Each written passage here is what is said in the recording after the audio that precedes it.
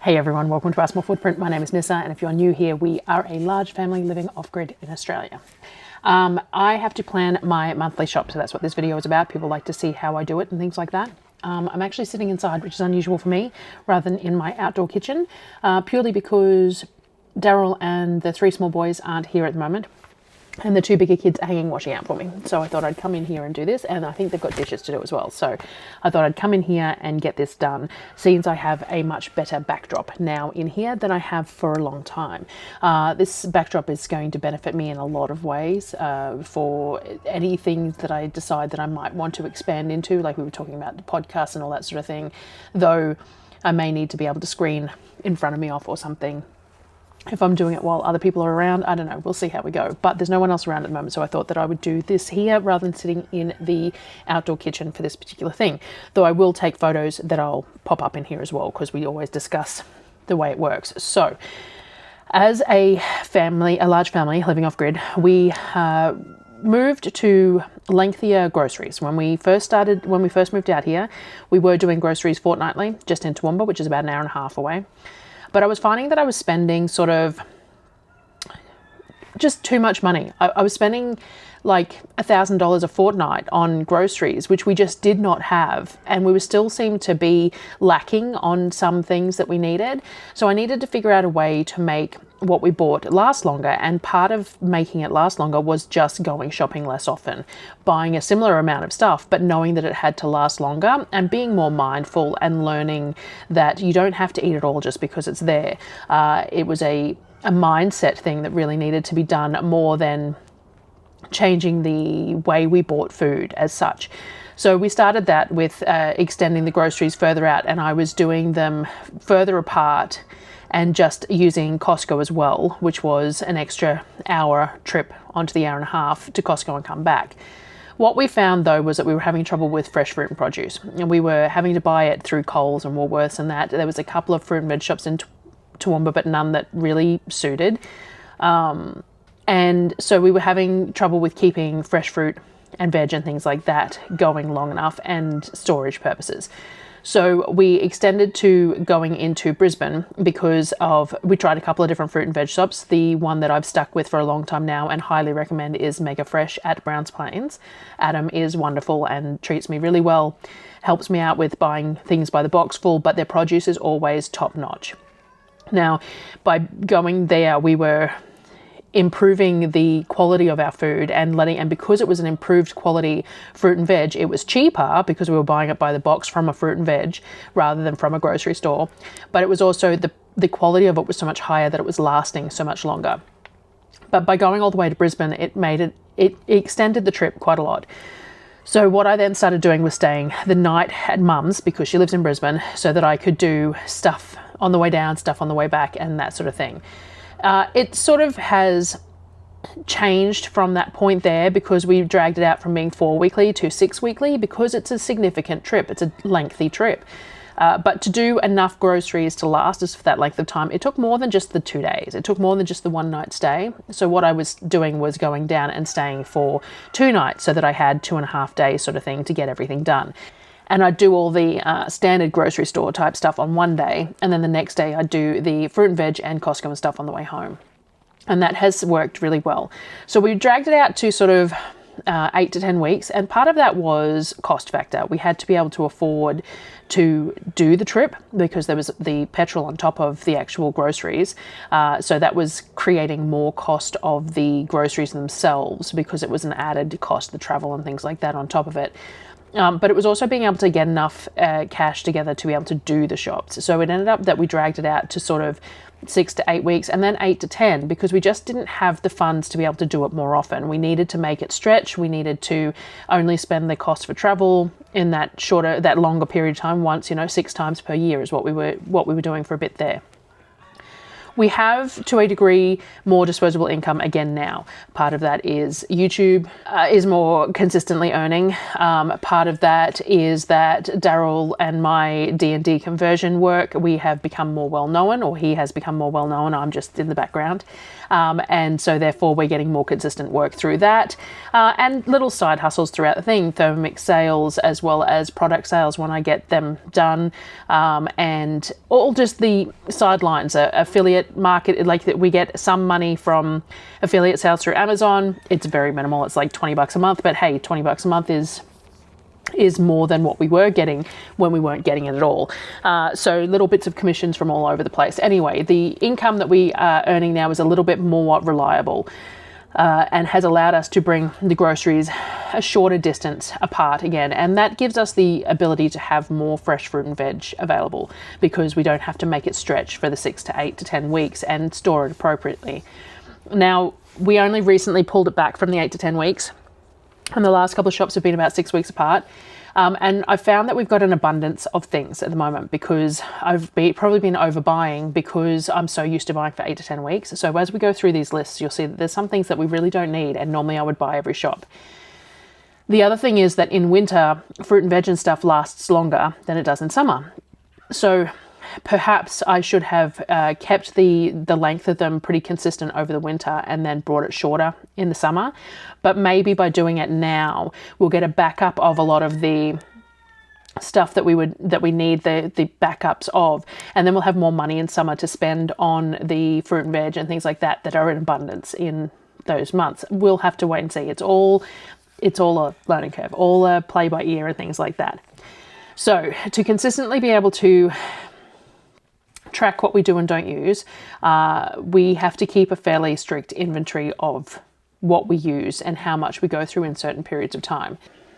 So we keep pretty strict records of what we use and what we don't use, and I'm pretty mindful about how much we use of what in each meal. Now, we've also had a change of number of people in the household, so we've got one less person in the house, which is affecting how much I make per meal or how much we go through, which is also impacting my ability to purchase. So we definitely have more than we should have of certain things. We also have a change in how eating habits from summer to winter, so that makes a difference as well. So in summer, the kids are more likely to have rice, milk and cereal for breakfast first up really early in the morning. It's hot, everyone gets up earlier, things like that. In winter, everyone sleeps in a little bit and we make a lot of pancake bakes or a lot of hot porridges or things like that, things that are prepared in that way over winter that we wouldn't always do in summer. I got handed a cat. All right, so I keep on getting interrupted, losing my train of thought, and I don't know where I'm at. I think I'm just discussing about having to keep track. So I'm aware in most cases how much we use of each thing for each meal, but having changed the quantity of people I'm feeding has altered that a little bit. And I do find that I'm making too much of a few things and then leftovers are being eaten or fed to the animals or whatever. We don't have a microwave, which does make leftovers somewhat challenging at times for the children because it just takes longer. So like if you're reheating something in an oven or on a stovetop, it tends to take longer than it would in a microwave. You also have the potential for losing moisture. In an oven, you need to cover certain things with foil and stuff, otherwise they're just not going to be as nice when you reheat them, and things like that. But I don't really want to get a microwave. Our power is still, we're still working on getting power exactly how we need it. As things change, the kids gain more computers and things like that, and we end up needing more power for certain things. And a microwave doesn't draw a whole lot of power, especially if you buy an inverter one when you're using it. But the problem is that if there was 5 kids and say we had something that needed reheating, a pie or something that they were reheating, then each child is going to use a microwave for what, 2.5 minutes? Maybe you could put all 5 pies in and use a microwave for 10 minutes, maybe. But generally speaking, they're going to go out and zap themselves a pie or zap themselves a bowl of leftovers or whatever. Each time the microwave gets turned on, it spikes power. So whenever you turn an appliance on or when an appliance cycles, it spikes to twice its power usage. So if it's a 900 watt microwave, when you turn it on for the first few seconds, it's going to spike at 1800 watts. And now that's not an issue for the average household, but for us who have a fairly small inverter, and if they're like a fridge cycles at the same time or the water pump comes on at the same time and things like that, it can be an issue. And I don't want to get one because I feel like the kids would rely on it to do that sort of thing. So instead of planning and pulling 6 pies out of the freezer, sticking them in a tray in the oven that's gas for 25 minutes, they'll just lean on the ability to dump one in a microwave. I got interrupted again. So I think that the microwave would be too relied upon, and I don't want that to occur. I just don't think it's feasible in our current power situation. Maybe in future, but for the moment, while we're running most of our main equipment off one main inverter, it's not really feasible. So we'll get there, I think. We did try using an air fryer for a while there. Again, run into a bit of the same problem, that it has too high a power draw and surge power for our system to tolerate it. And then we tried using it on one of the portable power stations, but it just chews through it too quickly because, again, it's a pretty high power draw unit. So we will see how we go, but it does create some challenges with reheating leftovers and stuff like that if the children aren't prepared to do it, or if I don't do it for them. So we're still working on that. But in saying that, part of what I'll share here with this month's planning is that as we've got this, because we're doing distance ed schooling now rather than the homeschooling that we were doing, the children have different break times throughout the day. Whereas, when we did it we used to do shorter hours every day. We used to do it all year round. And we all broke basically at the same time, unless they were in the middle of something that they wanted to stick with. But we basically all ate at the same time, morning teas, lunches and things like that. It's not working that way now.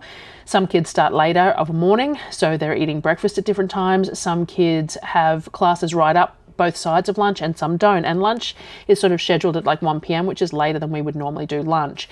So if a child doesn't have a lesson at 12, they tend to eat at 12 rather than at 1.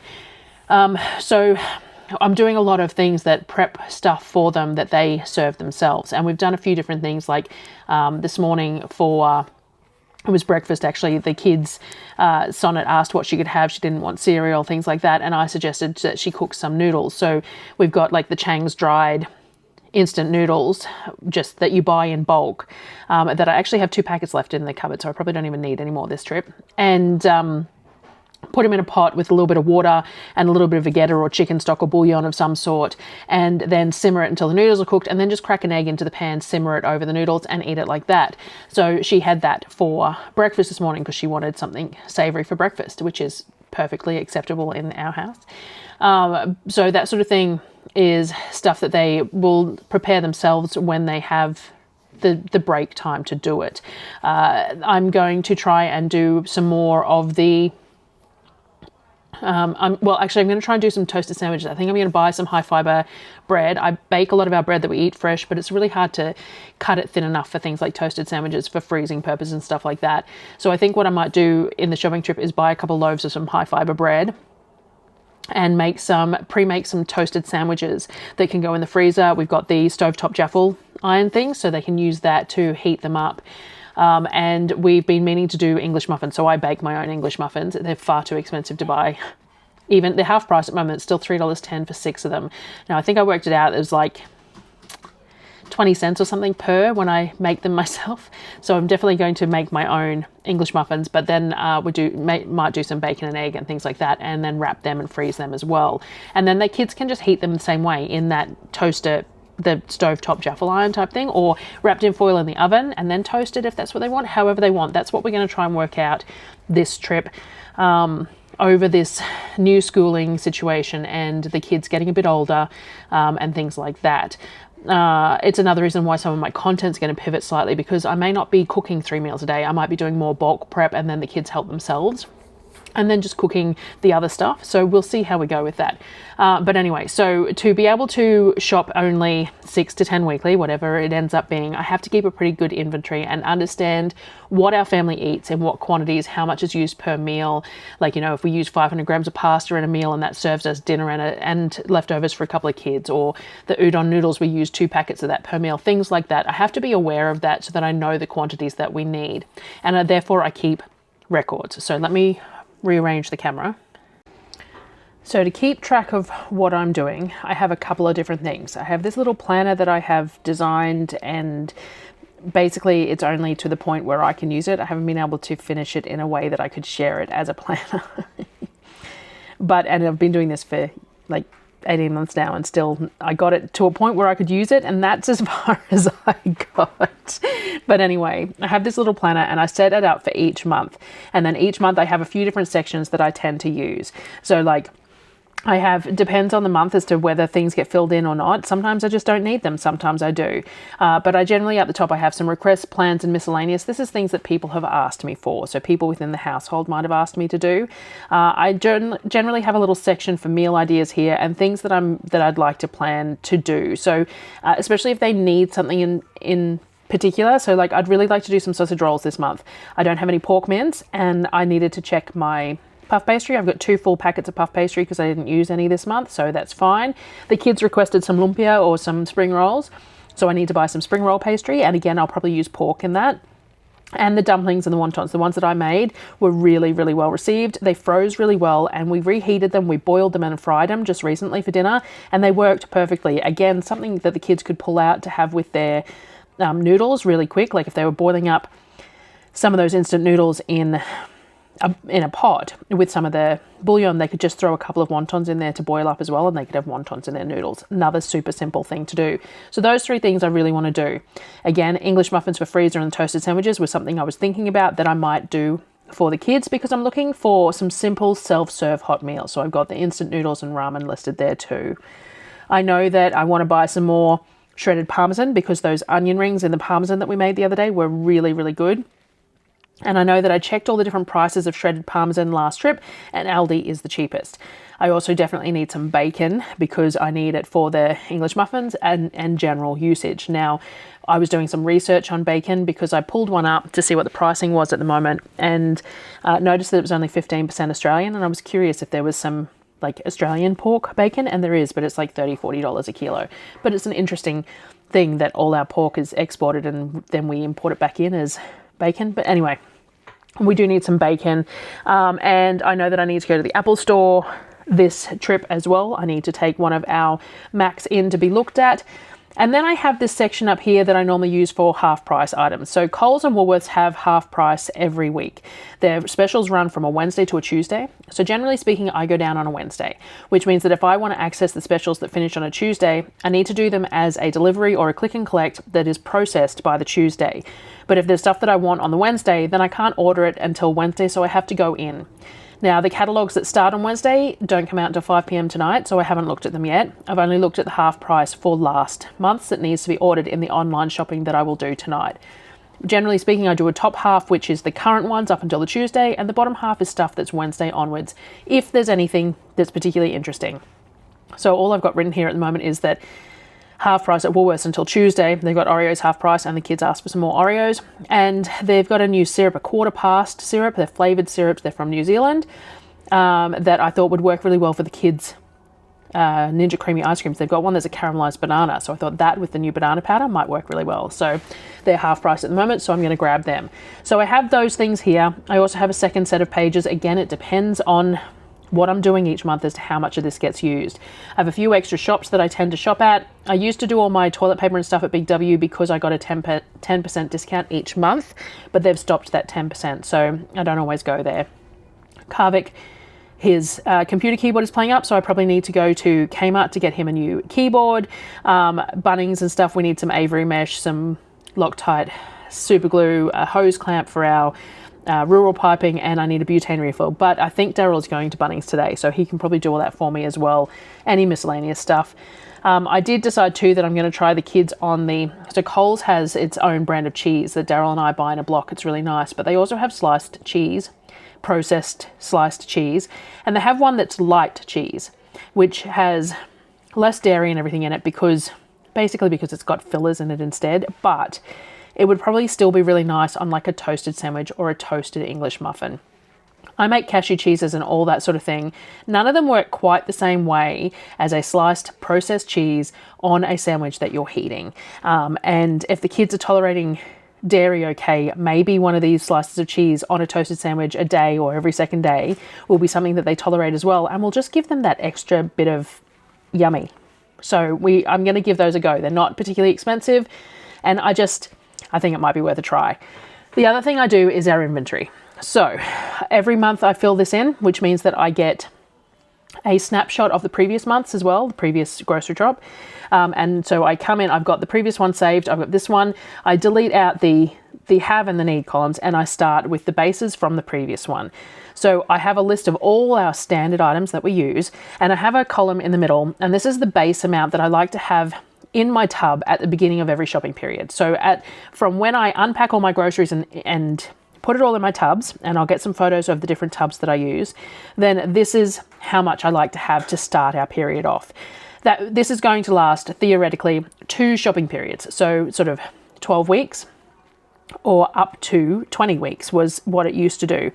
We have reduced the base amounts because we've reduced the time that I'm spending on going to the shops, but 2 shopping periods, so that if I get to the end of this shopping period and I'm supposed to go shopping and there is some sort of issue and I can't, there is enough food to get us through another whole shopping trip. That's the idea. So we have the base amount that we like to keep. Then I go through everything that we've got in all the cupboards, and I check out what I've got left, and then I fill out what we need to make up to the base amount. Things change a little bit month to month depending on whether changes of eating habits, all those sorts of things. But in general, this is what I do. The color coding to a degree is where I get most of these things. So like this purple, generally speaking, all of that's bought at Coles and Woolworths. Coles and Woolworths both have, as part of their reward system, you can get 10% off one shop per month up to a value of $50. So some of these things are much the same price at Aldi, Coles or Woolworths, but I tend to split these ones up into Coles and Woolworths and claim the 10% at each place, and then that way it works out cheaper. I also get rewards points at Woolworths and flybys at Coles, but I don't get any of that at Aldi. I do get 2% rewards at Costco, but a lot of these things aren't available at Costco anyway. So, or not for the price. Like you can get rolled oats at Costco, but they are the red tractor rolled oats, and I think last time I checked they were like 40 something cents per 100 or 30 something cents per 100, and at both Woolworths, Coles and Aldi they were about 16 cents and 18 cents. I think they're now 20 cents per 100, but still half the price of the Costco oats, so it's not worth me buying them there. So the color coding is for the different locations: Costco, Big W, Coles, Woolworths, Aldi, and then I go through everything that I have. I add to this as I need to, depending on what I use. So these lists are going to be different for every household. I have a blank copy of this inventory available on the website if you would like a copy of it. It's just a Canva document, it's a PDF, it's editable, so you can change your items and have them standard, and then you can handwrite it wherever you want, print it out. I use it on my iPad because I find that convenient. Now, some of these things, as I've said, we have a lot of excess of these days. Like even things like peanut butter on here. I like to have 4 on the shelf. Generally speaking, we've only got 2 by the end of most grocery periods. We've still got 4. So I don't know whether that's because the kids are eating less or just that the change in, I don't know. Honey, again, we don't need much because they had the big 2 kilo ones on sale last shopping trip, so there is still plenty of honey. We've still got extra jam too. So I'd say the jam and peanut butter, normally they eat peanut butter and jam rice cakes and things like that. I'd say they haven't been doing that because if you have a look at the rice cakes, there's still 8 packs of rice cakes left. So I'd say the reason we've got more peanut butter and jam is because they've eaten less rice cakes in this 6-week period. Who knows? But that's sort of how it looks. We still have some jam, but apparently we don't have any strawberry, and Sonnet would like some strawberry jam. That's what that little note is there. But yeah, so we go through and we figure out what we've got, how much we need to get up to that base amount, which is about 2 shopping periods worth of food. So there will always be sort of half this amount, the theory. At the end of a shopping trip, there should be about half of the base one still in the have column. generally speaking. And it does work out that way most of the time. Cocoa we're a little low on. Popcorn kernels we're a bit low on because I don't like to buy them in too much of an excess. But most of this stuff you can see has about 50% or more in the have column of what the base column says, which is pretty neat to see the theory of what I'm saying actually show in practice. But we do have excess of a lot of things as well. So the shop this month is going to be a little bit different. We've got plenty of white rice, we've got plenty of brown rice. We could do with a couple more arborio, but we've got plenty dried pasta in all types. Plenty of ramen. We could do with a few more udon, but it's not that big a deal. I thought we had no rice noodles. I did actually find some of them, so I do need to adjust that one actually, because I did find 2 packets of rice noodles. So we can get 2 more or not, depending on how we go.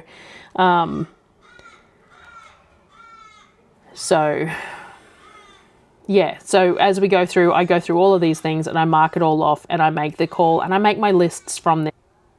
Because this is on GoodNotes, it actually also syncs to my phone. So I can actually look at this inventory on my phone while I'm shopping as well. I don't take the iPad with me. It's too large to be carrying it around with me. I have it this size because I use it for artwork more than anything else. You know, this is what I do a lot of. So I spend a lot of time with the iPad for this sort of thing. So which is why I have the size that I do. But I can look at all this on my phone as well. So I carry that with me while I'm doing it. And then I go through all of this. And so I count everything in my house, everything in my freezer, everything in my fridges. And I fill this all out so that I've got a base point to start my groceries from. All right, so that is how I plan it. All things going well, that's how it actually happens.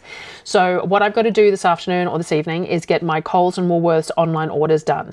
I get them delivered to mum's for Wednesday evening when I tend to arrive, because that way I can see anything they've missed, because anyone who's ordered groceries online before knows that there's substitutions made or things left out and you don't know until it's delivered. So if I get it Wednesday evening, then on Thursday what I do is I go Coles, Woolworths, Aldi, Big W, Kmart, Bunnings, whatever I need to do, and I collect everything else that may have been missed or that I've thought of in the process or that starts the specials on the Wednesday. That's how I try and make it work anyway. But I do like to do the online orders to be as bulky as possible because of that 10% off per shop per month.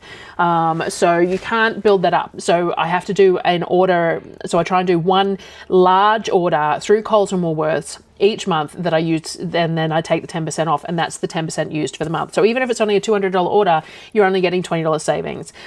So I do try and buy as much as I can from Coles and Woolworths that is the same price as anywhere else, and make sure to use that that discount. And sometimes I even, when it's a really big shop, I might have over $500 worth in my cart in Coles, and I will go through and I will pick things that are in that Coles cart that I can buy from Woolworths for the same price and shift them over so that I'm getting the 10% off on both. I also get a lot, I work on my Flybuys points, so I always check my reward system and everything else. But I will not buy something just for the points. I just may buy more. I did at one point buy $200 worth of wet cat food in the sachets because I got $100 back in rewards points, and that sachet cat food is going to last forever. So it now has its own shelf and it sits on it, and we will work through it. But I do the rewards points, the everyday rewards for Woolworths, and the Flybuys for Coles and Kmart.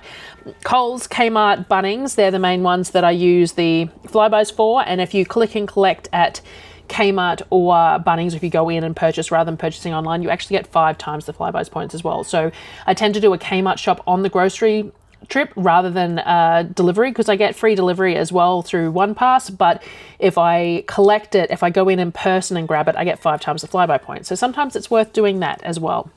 So I try and do all these different things to save as much as we can, but still I like the quality of what we eat, and I like the quality of what the different foods that we have. I have also been doing an online meat order, so through meatonline.com.au. People asked me the name of the meat company a few times when I shared the order.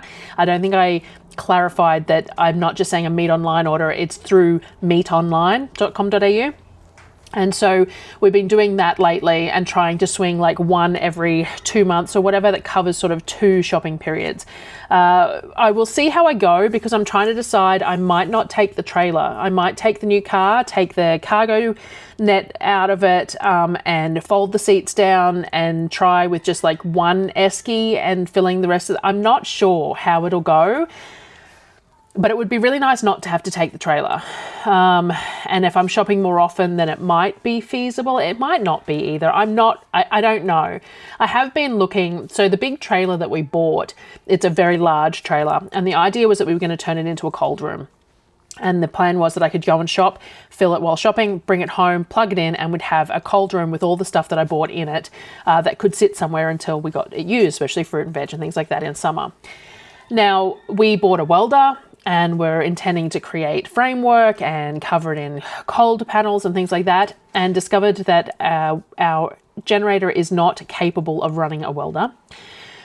We do not want to upgrade our generator. We use a fairly small one because all we do is top up the batteries in bad weather, and you only pull 1,200 watts out of a generator at any one time into the solar. So it's kind of pointless having anything too big, because you're only using a small portion of it to top up the solar.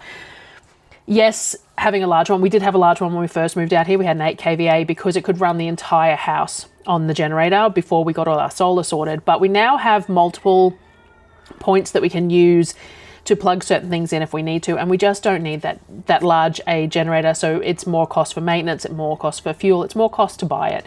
So instead we use a small King's one, and it will not run a welder. So that sort of threw a spanner in that plan. And we've found actually that the 500 litre hybrid fridge freezers are probably going to be better for us than trying to run a cold room.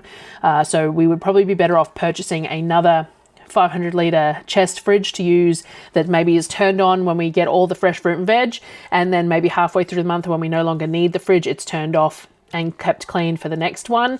Would probably be more efficient for us than running a cold room. So in saying that, I have been looking at maybe a small enclosed trailer would be really nice. It's a matter of finding one secondhand at a decent price, but a small, like a luggage trailer that just has side doors and stuff that I could use to fill up when I do my groceries, and then I can drive the car with just the small trailer on, and then I would probably have plenty of room. I don't know. I'm still debating what we want to do in that sense, but I haven't decided. So what was I saying? I can't remember. Looking at driving the car without the trailer, see how I go. I'm not sure where that ramble started and was supposed to end. I don't know. But anyway. Bulk meat. I think that's what it was. I was talking about doing the bulk meat order, which would allow me to not need as many eskies and stuff in the car and things like that, which would reduce the space that I need to do it. And it only, so long as I do a decent size order, it only ended up being like 65 cents per kilo added onto the price of things, and everything was so cheap that it didn't work out as particularly excessive. But there was some stuff missed in the most recent one, and so I have to decide whether I'm going to buy that or whether I'm going to do another bulk meat order, or how that's going to work too. So as I said, it's all a work in progress, figuring all this out and deciding what's the best way to do what I'm doing, and you know, we're getting there. And yes, so I will quickly go. So within our house we have two chest freezers. They are 500 litre hybrid chest freezers that can be used as a fridge or a freezer. I will take a quick photo of the inside of both of those freezers for you. I haven't done a reorganizing yet, though. I will do a reorganize tomorrow before I go shopping to make sure that there's plenty of space before I come back. We then have a hybrid fridge, a 500 litre hybrid fridge. I'll show you the inside of that one too. There's still a couple of cabbages and stuff in the bottom and some meat and things, but it's pretty much empty by this point of the shopping cycle. We also have two upright fridges and freezers. An upright fridge that has a little freezer on the bottom. All the frozen vegetables tend to go in the bottom there, like the bagged ones that I buy.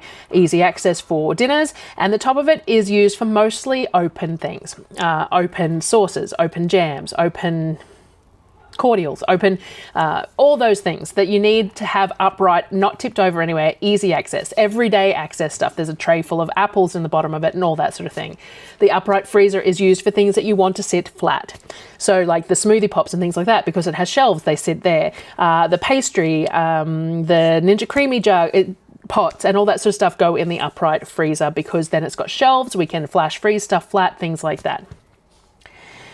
We then have a couple of shelves which have food on them, so only sealed stuff in jars and things like that, because it is an outdoor kitchen. So tinned goods, jars, all that sort of thing. We have a shelf with all the stuff that is canned. We have a shelf with like tins of stuff and the peanut butter and things like that. And we have a shelf of jars of dry goods as well.